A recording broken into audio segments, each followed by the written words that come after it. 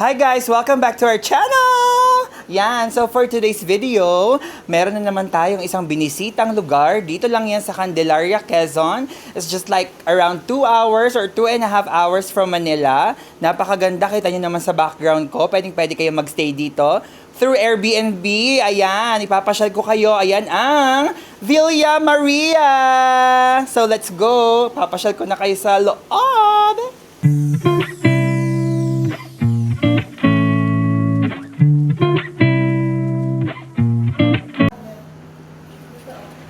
Hello, it's me again. So, sa area na to naman, ang kanilang dining. So, papakita ko sa inyo kung gaano ka-spacious at kung gaano kadami ang pwedeng mag-dine dito. Sa kanilang dining area, meron tayo ditong 6. Pero meron pa sila mga extra chairs sa taas. So, pwede nyo rin gamitin yan. Para naman kung mas madami kayo sa 6, kasi pwede dito hanggang 12. Ayan. So, dito tayo kumain kagabi. Napakadami nating laps. And very cozy and homey ng feel ng lugar na ito. Sunod naman ang ipapakita sa inyo ang kanilang kitchen. Saan mga ilaw? So guys, ito naman ang kanilang mini kitchen. Nandito ang kanilang, ano bang tawag dito? Center table. Nandito ang kanilang island. So pwede dito kayo mag-prepare ng inyong mga lulutuin at syempre kung anong mga daladalahan ninyo. Papakita ko sa inyo dahil meron din silang provided na mga utensils dito. Ayan. So, pwede nyo gamitin ang kanilang mga pinggan, mga mangkok. Ayan. Of course, ang kanilang mga tinidor, kutsara, serving spoon, mga panggamit para sa pagluluto. Pwede nyo siyang gamitin, syempre, lilinisin nyo pagkatapos nyo siyang gamitin, of course. Ayan, may mga baso din dito. Meron din dyang mga tasa. So, gamitin lang ng may care para naman lahat ay maibalik at magamit ng maayos ng mga susunod pang mag-rent dito. So, yan. Meron din ditong chopping board at mga serving pan and serving na mga pang-julam ELs. Next is kanilang lutuan. So, meron sila dito induction cooker na naka-built-in na. So, pwede kayo dito magluto. Dito rin kami nagluto. Siyempre, handle with care lahat ng mga gamit. Meron din tayong microwave oven, coffee maker, meron tayong heater, rice cooker, and mga gamit pa rin sa pagluluto katulad ng mga kutsilyo. Of course, napaka-aesthetic din ng kanilang lababo na pwede nyong gamitin anytime that you need it. And ang cute din ng kanilang mga cabinets dito sa taas, di ba? Very aesthetic. Tapos dito, meron tayong refrigerator na pwede nyo paglagyan ng inyong mga baon. Ayan. Di ba? O, Jiva. So, ngayon naman, ipapakita ko sa inyo ang kanilang CR. Dito ay meron lang isang CR na pwede nyong gamitin. Yan. So, itong kanilang CR, very parang industrial design ang kanyang aesthetic. So, pwede nyo din itong gamitin. Ayan. Pakita mo sa kanila. There you go. So, meron din silang heater. So, pwede sa mga maedad na katulad namin na hindi na sanay maligo ng malamig kapag malamig ang panahon. Now, ito naman ang kanilang sala. So, pwede dito kayong tumambay, mag-video okay. Pwede rin kayong mag-Netflix and chill. So, dito malamig. Masarap ang klima. Merong pang aesthetic na painting.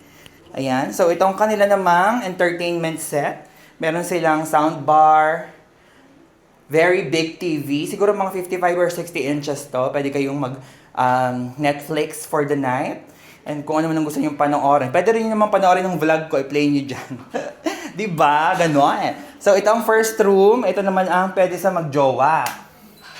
So, dito naman ang kanilang unang room na pwede sa magjowa. So, kung magjowa kayo, pwedeng dalawa kayo dito. Pero kung kayo naman ay couple, pwede kayo magtatluhan. Or kung family naman, pwede rin kayo dito kasi maluwag naman yung space. Now, ito yung kanilang second room na very spacious din. Pwede rin dito ang madami dahil malamig yung aircon. Meron sila ditong double deck na meron pang pull out. So dito sa taas pwede rin magjowa. Dito pwedeng tatlo, kasya malaki, malapad, comfortable yung mga unan. Tapos yung kanilang mga linen, ang sarap sa balat. So, dalawa siyang ganyan, dalawang set. So, pwedeng 2, 5, 7, ganyan. Actually, 12 nga yung pwede dito, so maluwag talaga siya. So, pwede rin dito matulog kung gusto ninyo. Ayan, so ganyan ang itsura sa loob nila. Diba? Ayan, tingnan mo naman si Miss Monet. Ayan. Diba? Sobrang sariwa. Oh. Ano po masasabi niyo sa staycation na ito?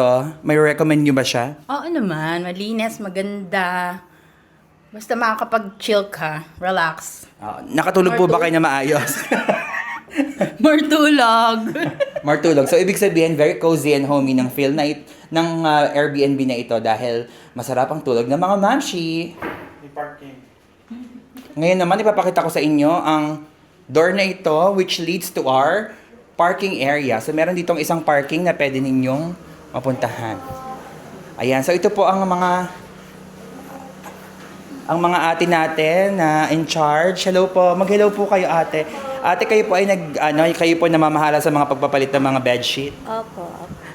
Invite nyo naman sila na pumunta dito sa Villa Maria. Mga subscriber. Balik po kayo. Ayan. Thank you po, ate. Ayan. So, ito yung isang parking area na pwedeng pagpark ka ng isa pa. Actually, doon kami nagpark sa kabila. 3 sasakyan kami. So, kasyang-kasya pa ang 3. So, kung may isa pang magpa-park, pwede pa rin dito. So, ayan guys. Nandito naman tayo ngayon sa pool area. Siyempre, dahil mainit ngayon, pwede tayo dito magbabad dahil napaka-fresh at nakakasariwa kapag lumublob ka dito sa kanilang mini pool. Pwede yung buksan, pwede maging jacuzzi. So, meron siyang 2 hours na pwede niyong gamitin yung mga bula-bula. And syempre, yung lugar na yon, part na yon ay meron din fountain. So, papakita ko sa inyo kung anong itsura niyan. Sabihin mo, Mario, sa Google. Nakakawin. So ayan guys, isasama ko naman kayo dun sa taas kasi meron dong area na pwede kayo magstay, magtambay, magchikahan. And syempre, pag meron kayong mga small celebrations, pwede nyo rin namang gamitin yon. So come on!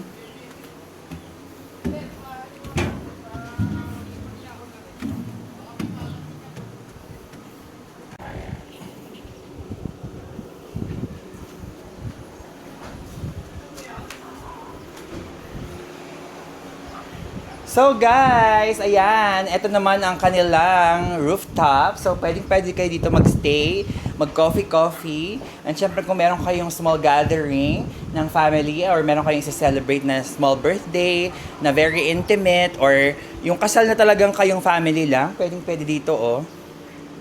Meron tayong 2 set dito ng kanilang mga upuan na pwede nyo gamitin. And super mahangin dito, masarap ang kanilang air, and maganda rin yung view dahil may mga palayan-palayan dyan sa paligid. Very nice.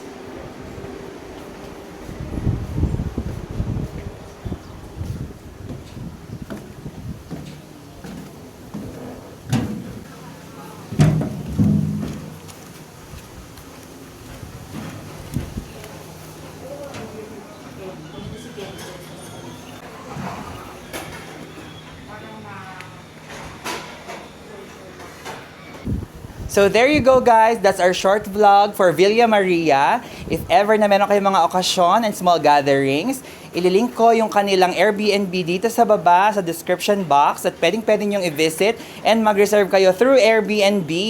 So thank you for joining us in this short vlog, and we'll see you again the next time. Bye!